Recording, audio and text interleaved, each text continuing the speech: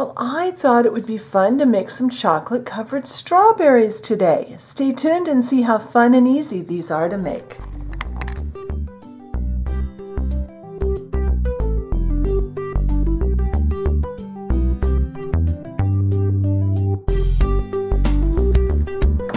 Alright, so we're making, like I said in the intro, chocolate-covered strawberries. So we're starting out by making the strawberry shape. Now, if you've followed my channel for very long, you might remember that we made strawberries way back in ancient history when I was working on the farm stand.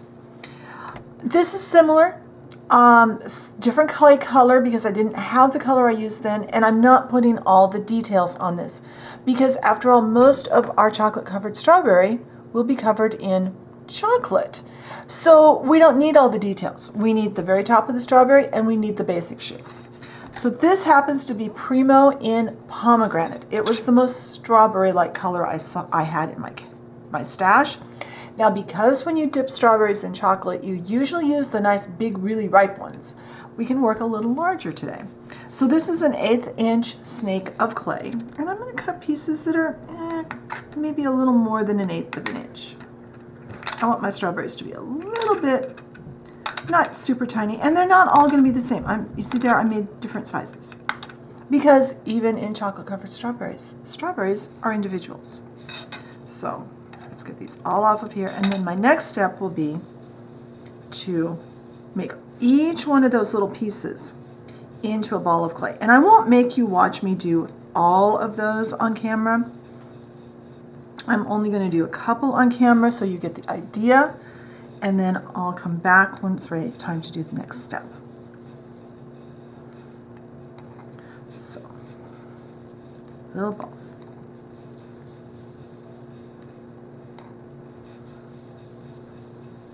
Now, I'm going to take each one of those little balls and I'm going to kind of make it into a teardrop shape by just pushing on one side and rolling it. And my neighbors are going to be really loud out in the hallway now. You're probably hearing that. Sorry.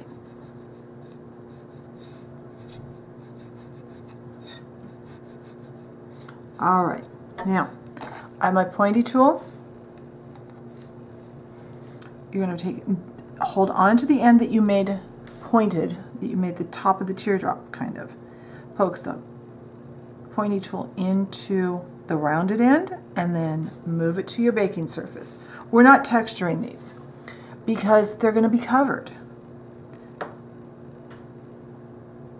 But this allows you need the hole in the top. It will help us with the next step, and you can really refine that shape. Hopefully you're seeing that shape. It's a strawberry shape basically. So I am going to form the rest of these into strawberries. I am going to bake them for 10 minutes at the recommended temperature for my clay. When they are baked and cooled, I'll come back and we will add the tops to them. All right, here's some of our strawberries baked and cooled. And I also have a little bit of green clay here that I've rolled out really, really thin. This is a combination of greens. Ideally, I would be using like a leaf green or something like that. I didn't have any. So you want just a kind of a dark, mellow looking green. And then I also have some liquid clay here that I mixed with a couple of colors of green and a little yellow ochre. I just don't want white, or even the translucent clay is liquid clay. It turns white when you put it on. So I wanted it to have a little bit of a green or a greenish yellow tint. So what I'm going to do is take my pointy tool and take off just the tiniest amount of that green clay. Excuse me. And then I'm going to hold the strawberry in my fingers and I'm going to find that hole that I made in the top with the pointy tool before we baked it. I'm going to take just a little bit of that liquid clay and I'm going to put it there. That's a little too small. There's a better size.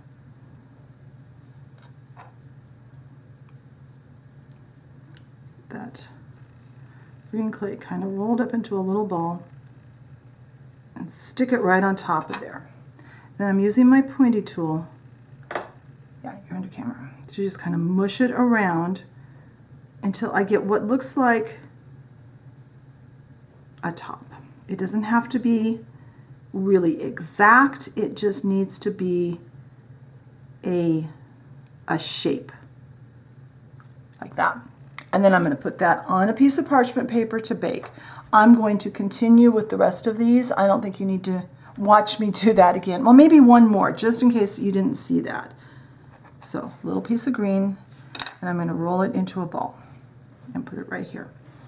I'm going to pick up a strawberry, and I'm going to find that hole.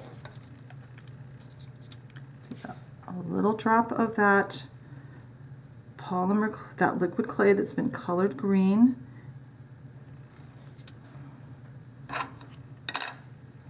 Move that on there, and I'm going to use the end of my pointy tool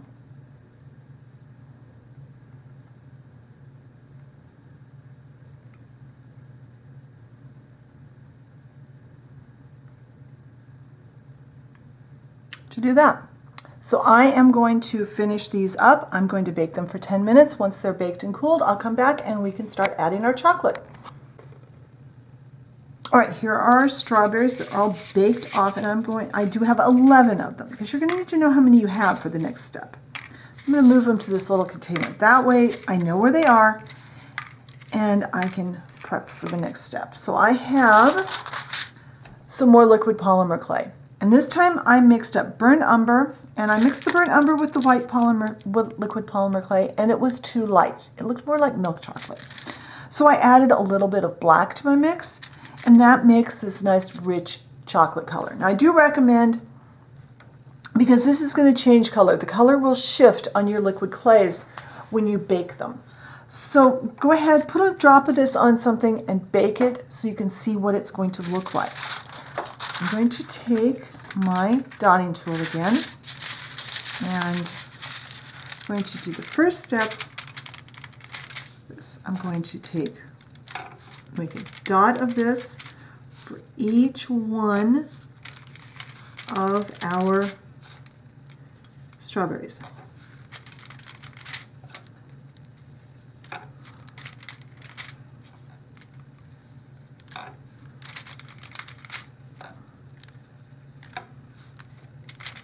That's 6, 7, 8, 9, 10, 11. Now, I'm going to put this off to the side because we're going to need it again. Take my strawberries, and we're going to, oops, that one must have touched.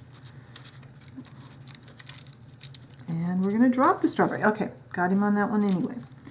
We're just going to put our strawberries down, one on each dot of liquid clay. This will do two things. It will form the bottom of the strawberry, which is always kind of a smooth piece, but also it's going to anchor these so that when we go to cover them with more chocolate, they won't roll all over our tray. So I'm going to finish doing these off camera, then I'm going to bake this for 10 minutes, let it cool again, and then I'll come back.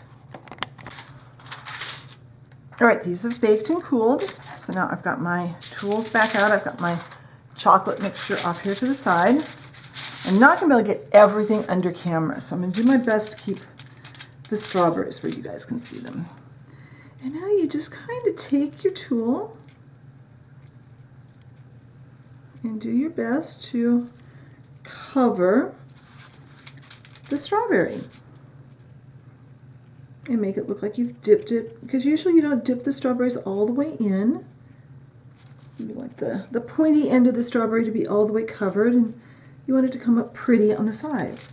Now you could use multiple colors of chocolate. You could drizzle chocolate, like a white mixture over the top to look like white chocolate. You could do some in a milk chocolate, which would just be the burnt umber with the white liquid clay.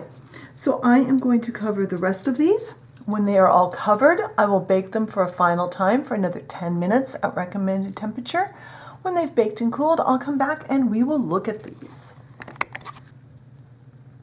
All right, these are all baked and cooled, and let's see if I can get them off of this paper so they come off. They have a nice bottom to them, and there they they look like a chocolate covered strawberry. So I've got out my cutting board. I've come to the conclusion I need to make some more plates this week because I tried to find a plate to display these on and I couldn't find one. So I'm going to put these on here. Now we are making these not only because Valentine's is coming up next month and I'm starting to do the Valentine projects, but we're going to use some chocolate covered strawberries on our project next week. So be sure and come back next Saturday for something we're going to do with some of these. But I hope you enjoyed today's video. Be sure and check the blog post for photos and more information. If you enjoyed the video, be sure and hit the like button. Leave me a comment. What kinds of things would you like to see in future videos?